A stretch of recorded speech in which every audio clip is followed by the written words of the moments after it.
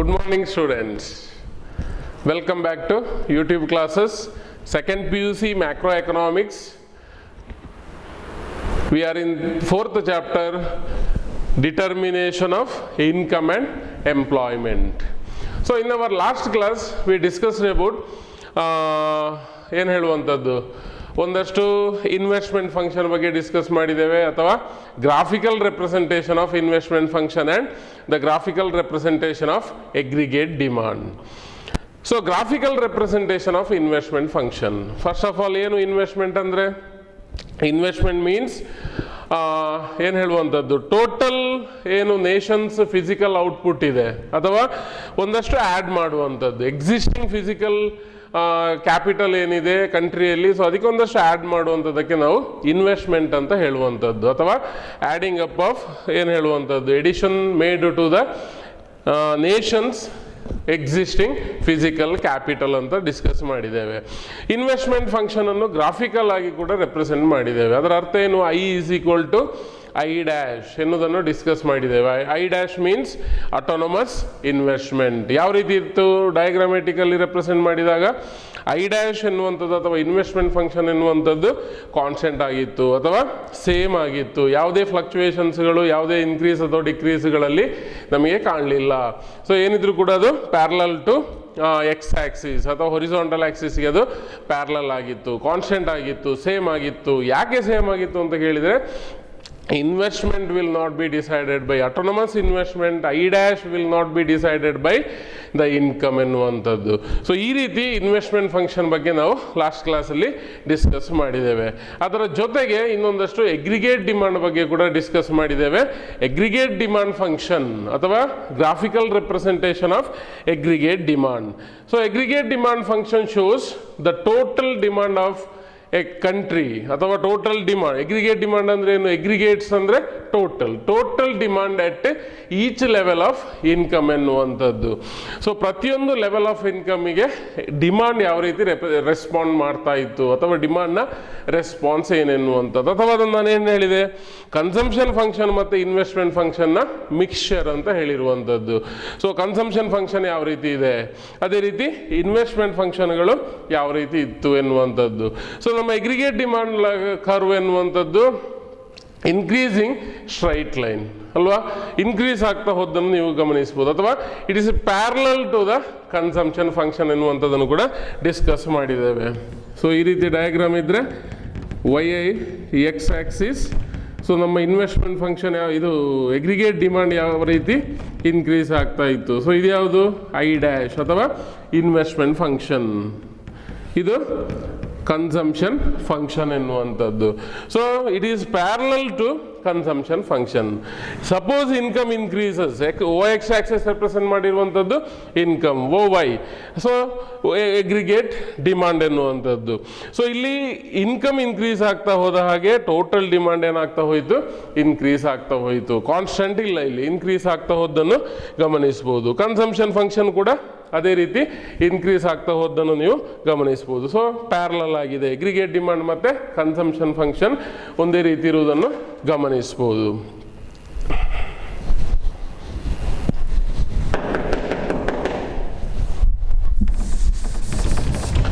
S, so investment function ಅಂದರೆ ಏನು ಅಂತ ಗೊತ್ತಾಯ್ತು ನಮಗೆ. ಎಗ್ರಿಗೇಟ್ ಡಿಮಾಂಡ್ ಬಗ್ಗೆ ಕೂಡ ಗೊತ್ತಾಯಿತು. When ever income increases ಎಗ್ರಿಗೇಟ್ demand also increases. Decrease income ಆದರೆ ಎಗ್ರಿಗೇಟ್ ಡಿಮಾಂಡ್ ಕೂಡ ಡಿಕ್ರೀಸ್ ಆಗ್ತದೆ. ಸೊ ನಾವು today will discuss about supply side macro economic equilibrium. So supply ಸೈಡಲ್ಲಿ ಮ್ಯಾಕ್ರೋ ಎಕನಾಮಿಕ್ ಈಕ್ವಿಲಿಬ್ರಿಯಂ ಯಾವ ರೀತಿ ಆಗ್ತದೆ ಎನ್ನುವಂಥದ್ದು. So here the macroeconomic theory we are taking the price level as fixed ಎನ್ನುವಂಥದ್ದು.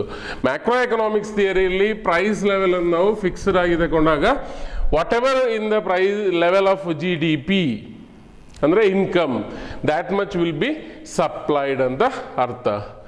So at price level fixed ಆಗಿರುವಾಗ whatever is the level of G D P that much will be supplied.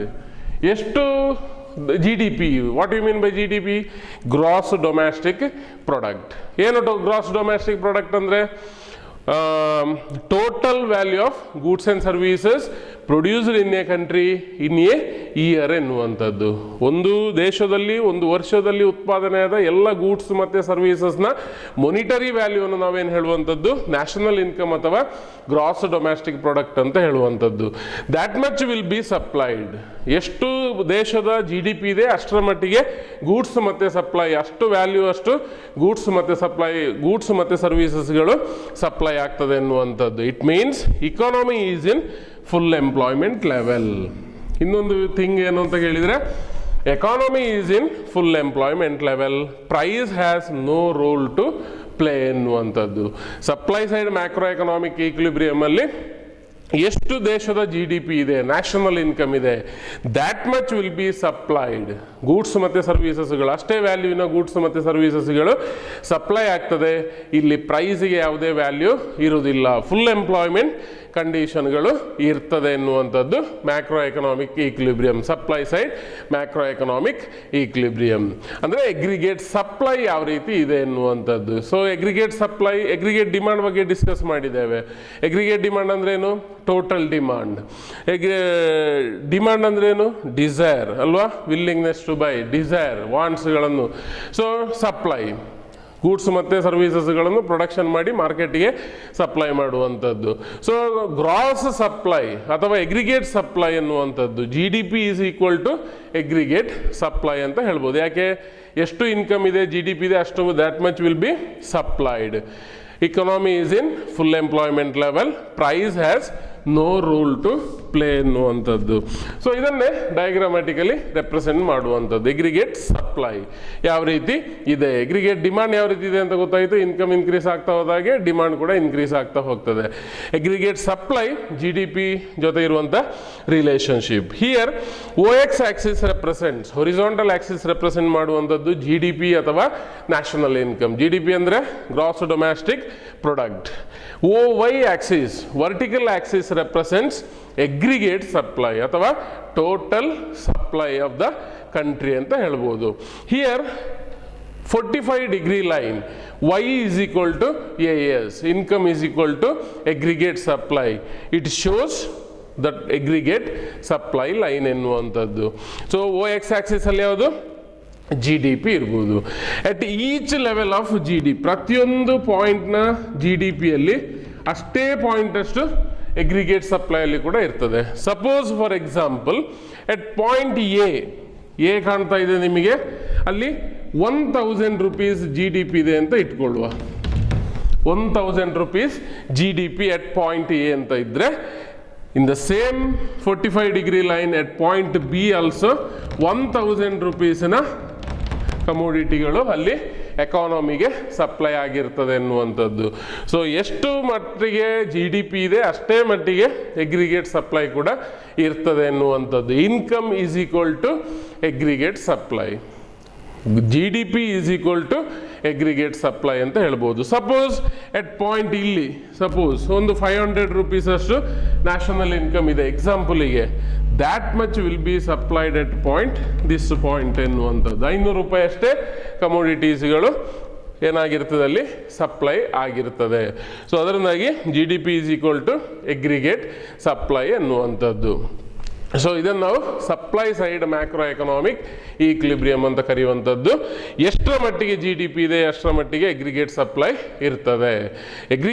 GDP ಜಾಸ್ತಿ ಆಯಿತು, ಎಗ್ರಿಗೇಟ್ supply ಕೂಡ ಜಾಸ್ತಿ ಆಗ್ತದೆ. GDP ಕಡಿಮೆ ಆದರೆ ಎಗ್ರಿಗೇಟ್ supply ಕೂಡ ಕಡಿಮೆ ಆಗ್ತದೆ ಎನ್ನುವಂಥದ್ದು. Supply side macro economic equilibrium 45-degree line aggregate ಸಪ್ಲೈಯನ್ನು ರೆಪ್ರೆಸೆಂಟ್ ಮಾಡ್ತದೆ ಎನ್ನುವಂಥದ್ದು.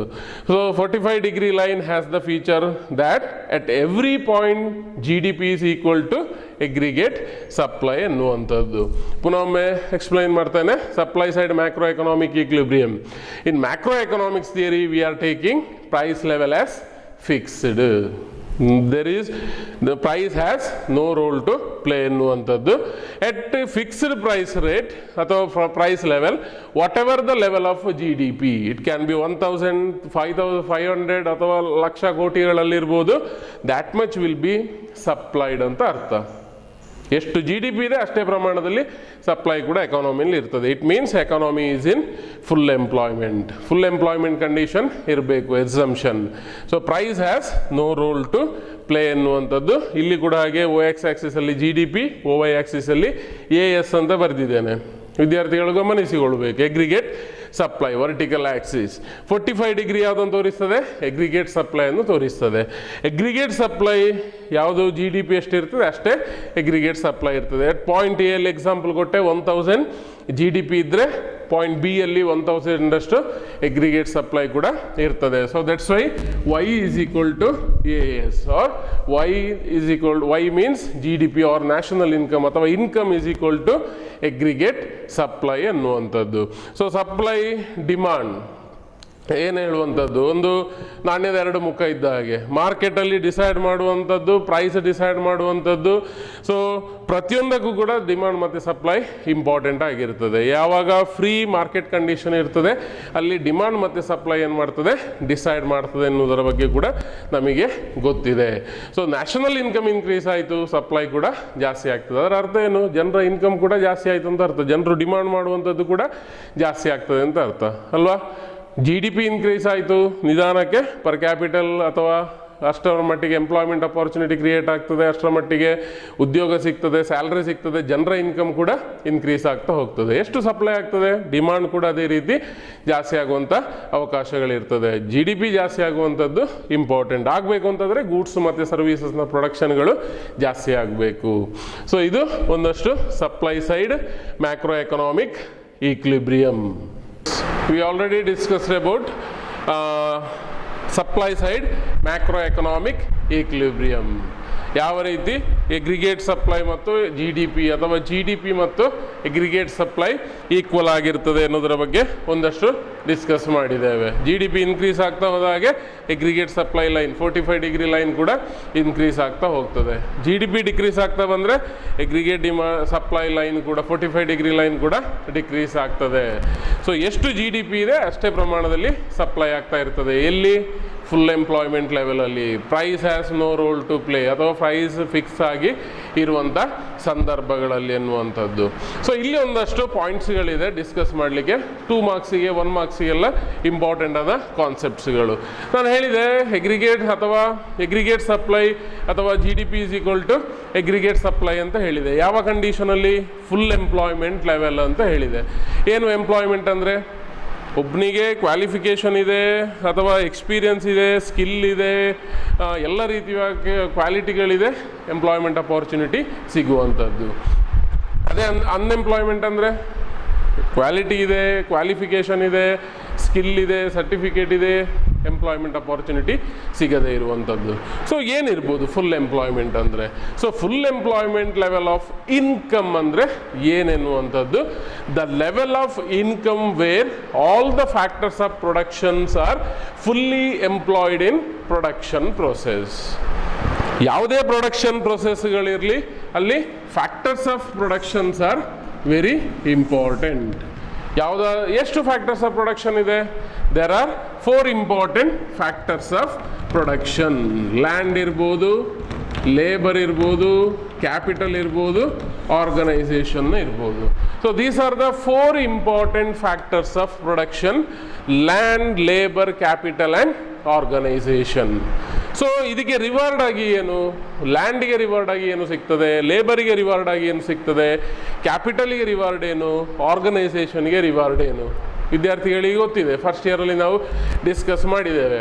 ಸೊ ಲ್ಯಾಂಡ್ ಗೆಟ್ಸ್ ರೆಂಟ್ ಎನ್ನುವಂಥದ್ದು, ಬಾಡಿಗೆ ಆಧಾರದಲ್ಲಿ ಏನು ಸಿಗ್ತದೆ, ಲ್ಯಾಂಡಿಗೆ ರೆಂಟ್ ಸಿಗ್ತದೆ. ಲೇಬರಿಗೆ ಏನು ಸಿಗ್ತದೆ, ವೇಜ್ ಅಥವಾ ಸ್ಯಾಲರಿ ಸಿಗ್ತದೆ. ಕ್ಯಾಪಿಟಲಿಗೆ ರೇಟ್ ಆಫ್ ಇಂಟ್ರೆಸ್ಟ್. ಅದೇ ರೀತಿ ಆರ್ಗನೈಸೇಷನಿಗೆ ಪ್ರಾಫಿಟ್ ಎನ್ನುವಂಥದ್ದು ರಿವಾರ್ಡ್ ಆಗಿ ಸಿಗ್ತದೆ. ಅಥವಾ ಪ್ರೈಸ್ ಏನಾಗಿ ಪೇಯ್ಡ್ ಯಾವ ರೀತಿ ಅಂತ ಲ್ಯಾಂಡ್, ಲೇಬರ್, ಕ್ಯಾಪಿಟಲ್, ಆರ್ಗನೈಸೇಷನ್ಗೆ ರೆಂಟ್ ರೂಪದಲ್ಲಿ, ವೇಜ್ ರೂಪದಲ್ಲಿ, ರೇಟ್ ಆಫ್ ಇಂಟ್ರೆಸ್ಟ್ ರೂಪದಲ್ಲಿ, ಅದೇ ರೀತಿ ಪ್ರಾಫಿಟ್ ರೂಪದಲ್ಲಿ. So full employment level of income means the level of income where all the factors of production, ಎಲ್ಲ ರೀತಿಯ ಲ್ಯಾಂಡ್, ಲೇಬರ್, ಕ್ಯಾಪಿಟಲ್, ಆರ್ಗನೈಸೇಷನ್ ಕೂಡ are fully employed in production process. Production ಪ್ರೊಸೆಸಲ್ಲಿ maximum ಆಗಿ 100% land labour capital organisation ಅನ್ನೋ ಒಂದು economy use ಮಾಡ್ತಾ ಇದೆ ಅಂತಂದರೆ ಅದನ್ನು ನಾವು ಅಲ್ಲಿ full employment level of income ಅಂತ ಕರಿಬಹುದು. ಇನ್ನು next concept excess demand, over demand, excess demand. Demand ಅಂದ್ರೇನು? ಡಿಸೈರ್ ಅಲ್ವಾ, ಡಿಸೈರ್ ಅಂತ ಹೇಳ್ತೇವೆ ಸಾಮಾನ್ಯವಾಗಿ, ಅಥವಾ ವಿಲ್ಲಿಂಗ್ನೆಸ್ ಟು ಬೈ ಅಂತ ಹೇಳ್ತೇವೆ. ನಮ್ಮ ನೀಡ್ಸ್ಗಳನ್ನು ನಾವು ಡಿಮಾಂಡ್ ಮಾಡುವಂಥದ್ದು ಸಾಮಾನ್ಯ. ಎಕ್ಸೆಸ್ ಡಿಮಾಂಡ್ ಅಂದರೆ ಏನು? ಎಕಾನಮಿಯಲ್ಲಿ sometimes it may happens, excess demand, deficient demand. So ಈ ರೀತಿ ಎಕ್ಸೆಸ್ ಡಿಮಾಂಡ್, ಶಾರ್ಟೇಜ್ ಆಫ್ ಡಿಮಾಂಡ್ಗಳೆಲ್ಲ ಸಾಮಾನ್ಯ. Excess demand means in full employment condition ಅಥವಾ in full employment level aggregate demand is greater than aggregate supply. Aggregate demand is greater than aggregate supply ಅಂತ ಹೇಳ್ಬೋದು. aggregate demand ಅಂದರೆ ಏನು ಅಂತ ಗೊತ್ತಾಗಿದೆ ನಮಗೆ ಅಲ್ವಾ? Total demand at each level of income. aggregate supply ಅಂದರೆ ಟೋಟಲ್ ಸಪ್ಲೈ ಎನ್ನುವಂಥದ್ದು at G D P level equal ಆಗಿರ್ತದೆ ಎನ್ನುವಂಥದ್ದು. So aggregate demand is greater than aggregate supply. Demand ಜಾಸ್ತಿ ಇದೆ, ಸಪ್ಲೈ ಕಡಿಮೆ ಇದೆ ಅಂತಂದರೆ, ಟೋಟಲ್ ಡಿಮಾಂಡ್ ಜಾಸ್ತಿ ಇದೆ, ಟೋಟಲ್ ಸಪ್ಲೈ ಕಡಿಮೆ ಇದ್ದರೆ ಅದನ್ನು ನಾವು ಎಕ್ಸೆಸ್ ಡಿಮಾಂಡ್ ಅಂತ ಕರೆಯುವಂಥದ್ದು. ಸೊ ಎಕ್ಸೆಸ್ ಡಿಮಾಂಡ್ ಅಂದ್ರೆ ಏನು? ಎಗ್ರಿಗೇಟ್ ಇನ್ full employment level ಎಗ್ರಿಗೇಟ್ demand is greater than aggregate supply. Demand ಜಾಸ್ತಿ, ಸಪ್ಲೈ ಕಡಿಮೆ, ಆಟೋಮೆಟಿಕಲಿ ವ್ಯತ್ಯಾಸಗಳಾಗ್ತದೆ. ಡಿಮಾಂಡ್ ಜಾಸ್ತಿ ಇದ್ದು ಸಪ್ಲೈ ಕಡಿಮೆ ಆದಾಗ ಕಮೋಡಿಟಿಯ ಪ್ರೈಸ್ಗಳೇನಾಗ್ತದೆ? ನಾರ್ಮಲ್ ಕಂಡೀಷನಲ್ಲಿ ಇನ್ಕ್ರೀಸ್ ಆಗ್ತಾ ಹೋಗ್ತದೆ. Next concept deficient demand. Deficient, DEFICIENT, deficient demand ಎನ್ನುವಂಥದ್ದು ಅಥವಾ ಶಾರ್ಟೇಜ್ ಅಥವಾ ಲೆಸ್ಸರ್ ಡಿಮಾಂಡ್ ಅಂತ ಕರಿಬಹುದು. ಇನ್ full employment level aggregate supply is greater than aggregate demand. Aggregate supply is greater than aggregate demand. That one will be called as deficient demand. So excess demand ಅಂದ್ರೆ ಏನು? Deficient demand ಅಂದರೆ ಏನು? Deficient ಡಿಮಾಂಡಲ್ಲಿ supply ಜಾಸ್ತಿ ಆಗುವಂಥದ್ದು, demand ಕಡಿಮೆ ಆಗುವಂಥದ್ದು. Total supply increases but total demand decrease ಆಗುವಂಥದ್ದು. ಸಾಮಾನ್ಯವಾಗಿ ಇಂಥ ಸಂದರ್ಭಗಳಲ್ಲಿ prices of the commodity may decrease. So total cheaper ಆಗಿ ಅಂಥ ಸಮಯದಲ್ಲಿ ಕಸ್ಟಮರ್ಸ್ಗಳಿಗೆ, ಕನ್ಸ್ಯೂಮರ್ಸ್ಗಳಿಗೆ ಕಮೋಡಿಟೀಸ್ಗಳು ಸಿಗ್ತದೆ ಎನ್ನುವಂಥದ್ದು. ಸೊ full employment level of income, excess demand and deficient demand. So full employment level of income means the level of income where all the factors of production, land, labor, capital organizations are fully employed in production process. ಅದೇ ರೀತಿ ಆ factors of production ಅನ್ನು use ಮಾಡಿದರೆ ಸಾಲದು, ಅದಕ್ಕೆ reward ಆಗಿ, rent ಆಗಿ, ಅಥವಾ ಲೇಬರಿಗೆ ವೇಜ್ ಆಗಿ, ಅಥವಾ ಕ್ಯಾಪಿಟಲಿಗೆ ರೇಟ್ ಆಫ್ ಇಂಟ್ರೆಸ್ಟ್ ಆಗಿ, ಆರ್ಗನೈಸೇಷನ್ಗೆ ಪ್ರಾಫಿಟ್ ಆಗಿ ರಿವಾರ್ಡನ್ನು ಕೂಡ ಕೊಡಬೇಕಾಗ್ತದೆ. So factors of production are fully employed in the production process ಅಂತ ಕರೆಯುವಂಥದ್ದು. Excess demand means in full employment level aggregate demand is greater than aggregate supply. Deficient demand means in full employment level aggregate supply is greater than aggregate demand ಎನ್ನುವಂಥದ್ದು. ಸಾಮಾನ್ಯವಾಗಿ 1 ಮಾರ್ಕಿಗೆ ಎಲ್ಲ ಬರುವಂಥ ಕ್ವಶನ್ಗಳು full employment level of income, excess demand, deficient demand. We are in next concept. We are going to discuss about multiplier mechanism. Multiplier ಅಂದ್ರೆ ಏನೆನ್ನುವಂಥದ್ದು? Multiplier is the ratio of change in income to the initial changes in investment. Multiplier is the concept, or multiplier mechanism is the concept related to investment. So what exactly? Multiplier is the ratio of changes in income to the initial changes in income ಎನ್ನುವಂಥದ್ದು. So ಯಾವಾಗ ನಮ್ಮ income changes ಆಗ್ತದೆ due to ಅಥವಾ to the changes in our investment, so ಅದನ್ನು ನಾವು multiplier ಅಂತ ಕರೆಯುವಂಥದ್ದು. So multiplier will be calculated K ಅಥವಾ multiplier is equal to changes in income divided by changes in investment. ಅರ್ಥ ಆಯ್ತು ಅಂತ ತಿಳ್ಕೊಂಡಿದ್ದೇನೆ. Changes in income divided by changes in investment ಎನ್ನುವಂಥದ್ದು. ಸೊ ಎಷ್ಟು ಚೇಂಜಸ್ ಆಗಿದೆ ಇನ್ಕಮಲ್ಲಿ divided by changes in investment ಎನ್ನುವಂಥದ್ದು. So multiplier is always it will be decided by marginal propensity to consume ಅಥವಾ MPCA ಅಂತ ಕರಿತೇವೆ ನಾವು. So multiplier is always depends upon marginal propensity to consume. So marginal propensity to consume ಎನ್ನುವಂಥದ್ದು multiplier ಅನ್ನು decide ಮಾಡ್ತದೆ. So it is always multiplier is always more than 1. ಅದರ ಅರ್ಥ it is always positive ಎನ್ನುವಂಥದ್ದು. So higher the multiplier, higher the MPC, higher will be the multiplier. Lower the MPC, lower will be the multiplier ಎನ್ನುವಂಥದ್ದನ್ನು ವಿದ್ಯಾರ್ಥಿಗಳು ಗಮನಿಸಬೇಕು. Multiplier mechanism will be decided by marginal propensity to consume. Higher the MPC ಅಥವಾ higher the marginal propensity to consume, higher will be the multiplier. Lower the marginal propensity to consume, lower will be the multiplier ಎನ್ನುವಂಥದ್ದನ್ನು ಗಮನಿಸಿಕೊಳ್ಬೇಕು. Multiplier is always more than 1. ಅದರ ಅರ್ಥ ಏನು ಅಂತ ಕೇಳಿದರೆ that is always multiplier ಎನ್ನುವಂಥದ್ದು it is always positive. It can be calculated as, ಒಂದು formula ಇದೆ ಮಲ್ಟಿಪ್ಲೇಯರ್ ಕ್ಯಾಲ್ಕುಲೇಷನ್ ಮಾಡುವಂಥದ್ದು. K is equal to 1 divided by 1 minus marginal propensity to consume. 1 divided by 1 minus MPC. So ಇದು multiplier ಅನ್ನು calculation ಮಾಡಲಿಕ್ಕೆ ಇರುವಂಥದ್ದು. ಈಗ ಗಮನಿಸಿಕೊಳ್ಬೇಕಾದ್ದು ಮಲ್ಟಿಪ್ಲೇಯರ್ ರಿಲೇಟೆಡ್ ಟು ಇನ್ವೆಸ್ಟ್ಮೆಂಟ್ ಅಥವಾ changes in income due to changes in investment ಅಥವಾ changes in income to the initial changes in investment ಎನ್ನುವಂಥದ್ದು. It means K is equal to delta Y divided by delta I. Changes in income divided by changes in investment. Multiplier mechanism always depends upon marginal propensity to consume. Higher the marginal propensity to consume, higher will be the multiplier. Multiplier is always more than 1.